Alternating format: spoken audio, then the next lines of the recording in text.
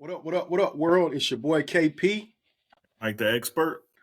Welcome back to the Two Player Sports Podcast. You know, the Two Player Sports, we cover everything, whether it's basketball, football, baseball. If it's a sport, we cover. We got you covered on everything.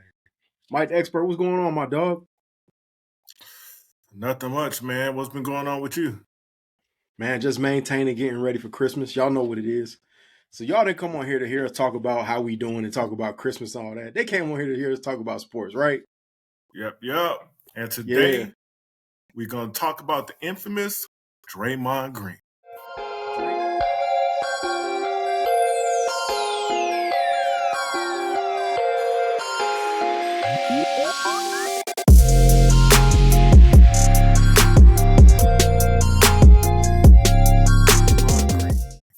Draymond Goon Green, or as I like to call him, fake Bobby Brown. Because this is why I say that. The Warriors got the DeBarge brothers. Y'all call them the Splash Brothers. I call them the DeBarge brothers because they soft like the DeBarge brothers. And they got fake Bobby Brown up here, wanting to fight people that don't want to fight back. But let's talk about Draymond the Goon Brown. You know what I'm saying? He don't earn that name Goon. Don't you think so?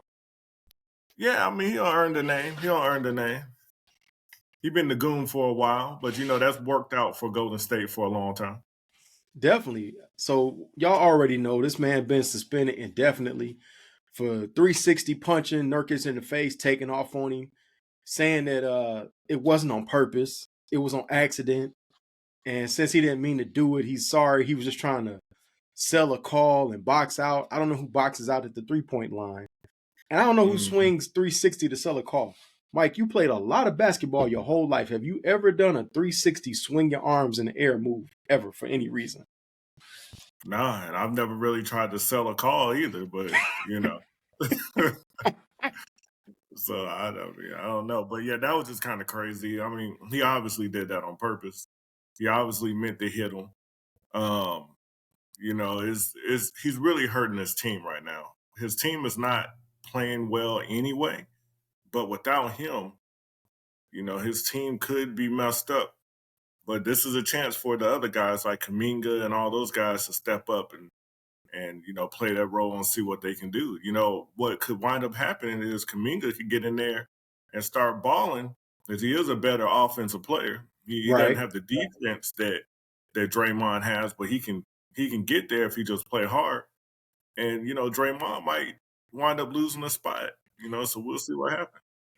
Yeah, man. So of course we know this was basically a build-up. The NBA basically said, and Joe Dumars and Adam Silver, they basically said this is a collection of all the things you've done that has led us to this point. We know he kicked Steven Adams in the groin 2 times. Let's see here. He got into it, kicked Donovan Mitchell in the groin this season. Choked out Rudy Gobert, put him in an arm bar. He punched LeBron in the groin.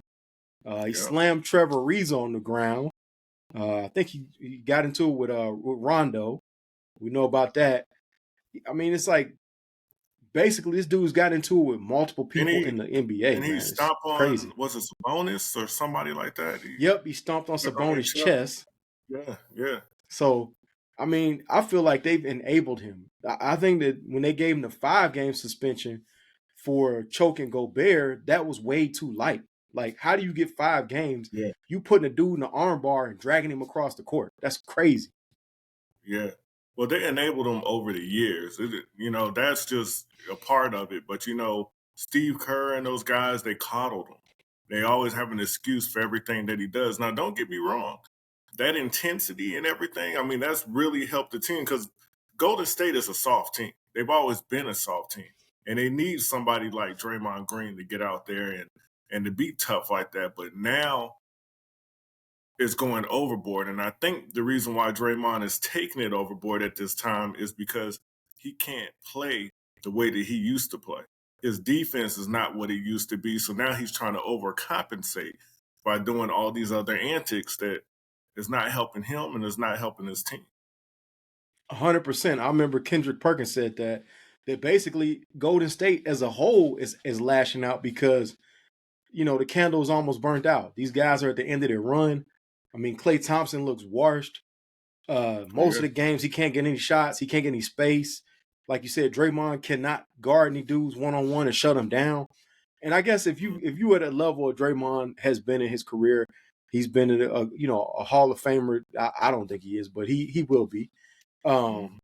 He's been a gold medalist, defensive player of the year. I guess it would get on your nerves that you can't shut down a guy like Nurkic. That don't mean you get Yeah, to punch him in the face though, but I can see where that could be a problem to your ego, if you will. yeah.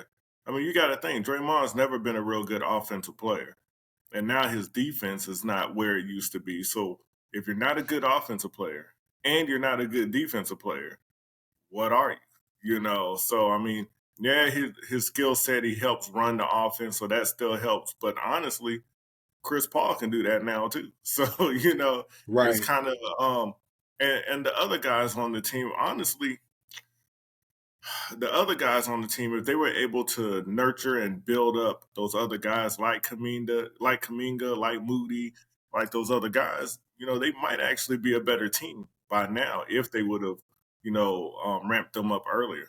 So Definitely. And this is a kind of one thing I want to throw in since you brought that up.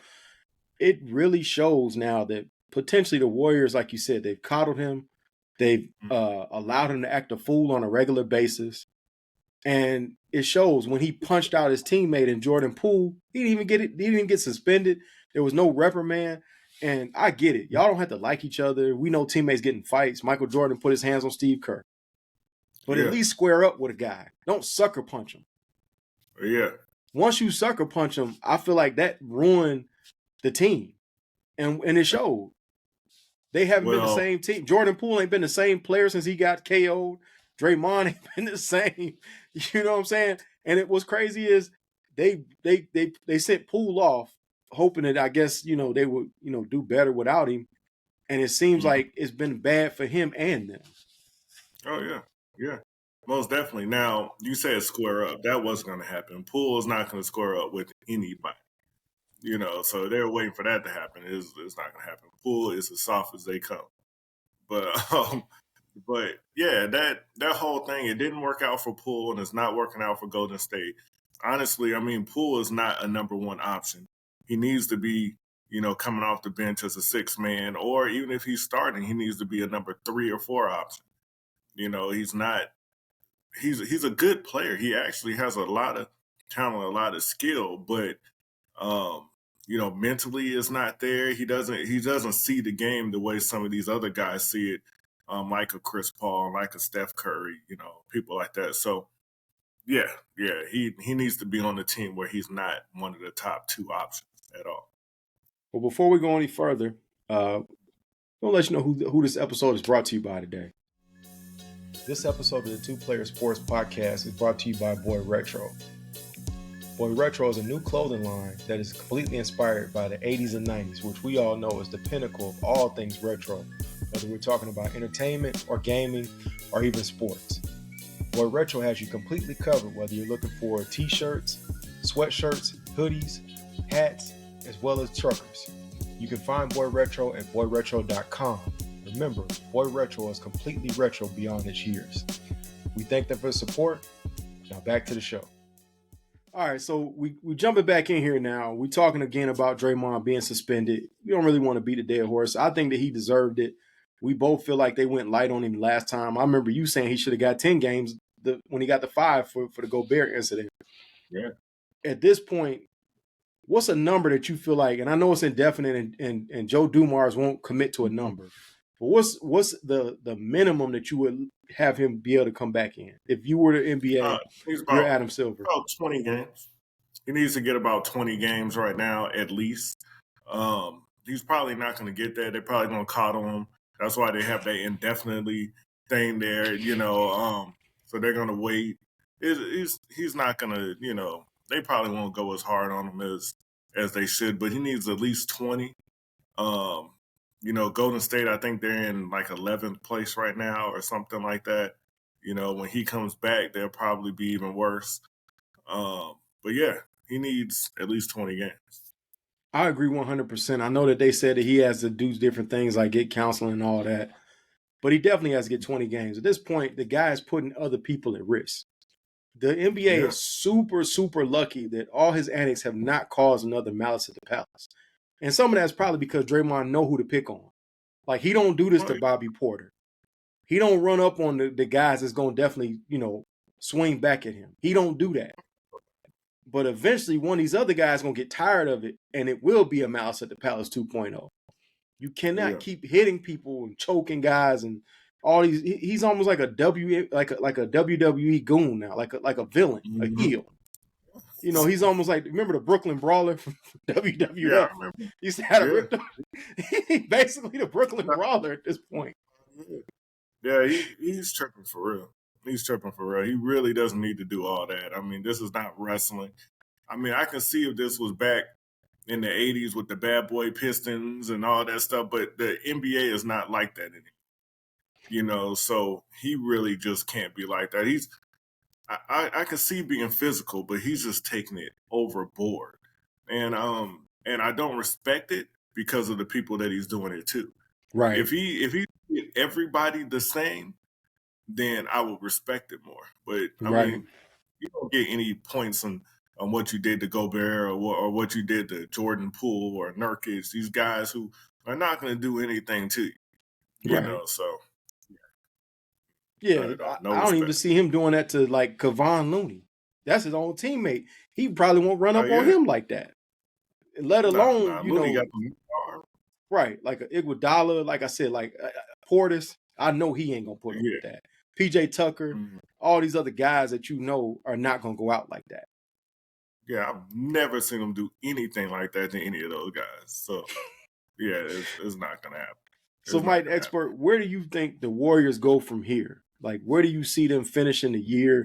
Do they make the playoffs? Is this maybe something that ignites the team, bring them back together, and then they kind of go on a Yeah. run? Or are we watching the candle just burn out slow? So I mean, yeah, the candle could be burning out slow, but I think the Warriors still have a chance to make the playoffs. And I think if they're younger guys like Kaminga and Moody and all those other guys on their team, if they can get those guys acclimated, then I think they really could come back and do well. Curry is still at the top of his game. He's still playing like the superstar that he is. They're going to have to bench Klay Thompson. I mean, Klay Thompson can start, but he can't play a whole lot of minutes. So Right, just like the last game, Klay Thompson at the end of the game wasn't it. right, They Kerr decided, even though they still lost the game, but Kerr decided to go with the people who were playing well. Klay Thompson was not one of those people. And Klay admitted it himself after the game that he wasn't playing well. He should have been on the bench. So right. now that they know that he knows that, he needs to be on the bench a lot more. You know, until until he can get it So together. I think Yeah. if I was Steve Kerr, I might consider starting CP and letting Curry be the shooting guard at this point. I think that you might have some with that. Or even if you sit Clay and you bring in, well, right now you can't really do this, but I guess once Draymond's back, you sit him and bring in Kaminga. I kind of like that as well. But I would kind of look Mhm. at those two things, probably CP a little bit more because I don't need you to score. I just need you to run the offense. And starting Yeah. CP, especially with Draymond being out, could be the thing that kind of helps them get going. And I think it complements Steph Curry because now he can just focus on scoring. He ain't even got to set anybody up. Yeah, but what they're saying right now is they're going to start Kaminga. So that's what it's looking like right now. They're saying they're going to start Kaminga, which is not bad. They can go with that. I mean, CP3, when he's out there, he plays well with that second unit. So, we'll see what happens. They're not tough. I don't think they did that well in the offseason. I think they needed some more bigger, stronger, tough guys out there. It doesn't even have to be extra tall, just tough, rugged people out there. I don't think they did a good job with that. I think they were soft before and they stayed soft, and that's not going to help their team. Well, we want to hear from y'all. Do y'all think that Draymond got, overly suspended? Do you think the NBA went too light on him? Did they get it just right? Y'all comment to us, let us know how you think. We'll definitely interact with you guys back.